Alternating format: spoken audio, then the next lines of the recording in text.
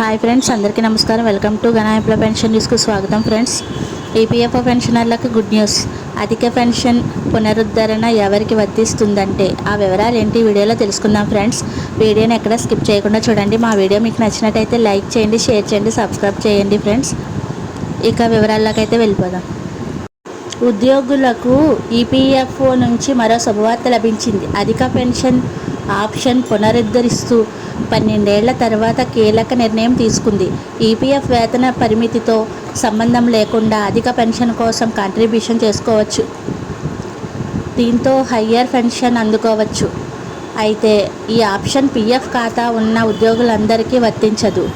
మరి ఈ నిర్ణయంతో ఎవరికి ప్రయోజనం కలగనుంది అనే వివరాలు తెలుసుకుందాం.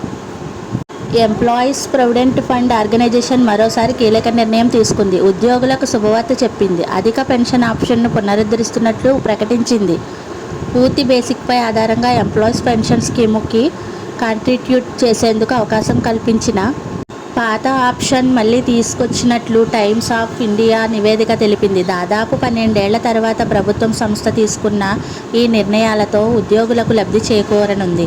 అయితే అది పరిమిత సెక్షన్ సబ్స్క్రైబర్లకు మాత్రమే ఉంటుందని, గతంలో హయ్యర్ పెన్షన్ కాంట్రిబ్యూషన్స్ ఎంచుకున్న వారికి వర్తిస్తుందని తెలిపింది. 2014 సెప్టెంబర్లో ప్రావిడెంట్ ఫండ్ సంస్థ పెన్షన్ వేతనంపై పరిమితి విధించినప్పటికీ చాలా కాలంగా ఉన్న గందరగోళం నేపథ్యంలో ఈపీఎఫ్ఓ నిర్ణయం తీసుకున్నట్లు నివేదిక పేర్కొంది. 2014 సెప్టెంబర్ 1వ తేదీన ఎంప్లాయీస్ పెన్షన్ స్కీము కనీస పింఛన్ ₹1000 నిర్ణయం తీసుకున్నారు. అదే సమయంలో పెన్షన్ పొందేందుకు అర్హత గల వేతన పరిమితిని నెలకు 15,000గా నిర్ణయించారు.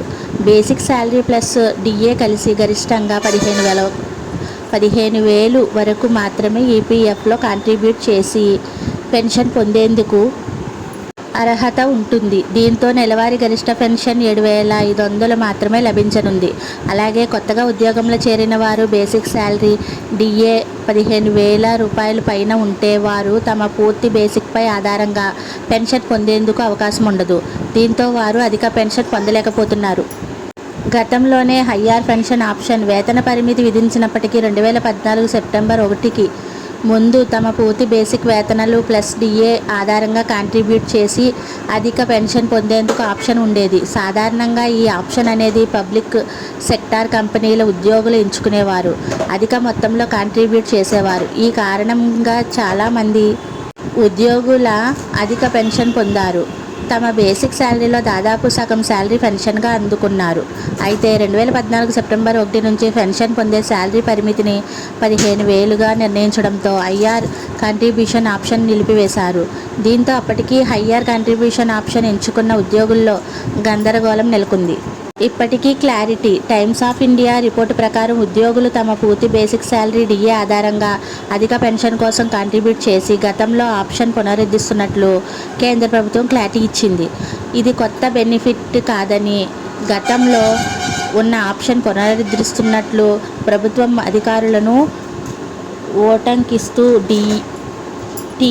టీఓఐ నివేదిక తెలిపింది. ఈ నిర్ణయం కేవలం 2014 సవరణకు ముందు హయ్యర్ పెన్షన్ ఆప్షన్ ఎంచుకున్న వారికి మాత్రమే వర్తిస్తుందని గుర్తుంచుకోవాలి. ఈపీఎఫ్ఓలోని సబ్స్క్రైబర్లందరికీ ఆటోమేటిక్గా వర్తించదు. అధిక మొత్తంలో కాంట్రిబ్యూట్ చేస్తామని అంగీకారం తెలిపే వారికే వర్తిస్తుంది. అలాగే తమ కంపెనీ యాజమాన్యం ఆమోదం లేకుండా ఉద్యోగి ఒక్కడే ఈ నిర్ణయం తీసుకోవడానికి లేదు.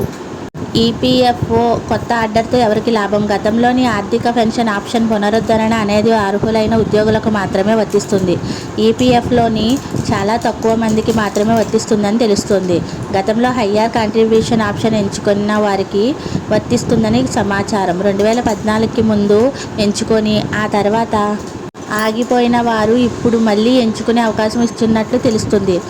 అలాగే చాలా వరకు ప్రైవేట్ సెక్టార్ ఉద్యోగుల పీఎఫ్ కాంట్రిబ్యూషన్ గరిష్ట వేతన పరిమితిని 15,000గా నిర్ణయించారు. దాని ప్రకారమే కాంట్రిబ్యూట్ చేసి పెన్షన్ పొందాల్సి ఉంటుంది.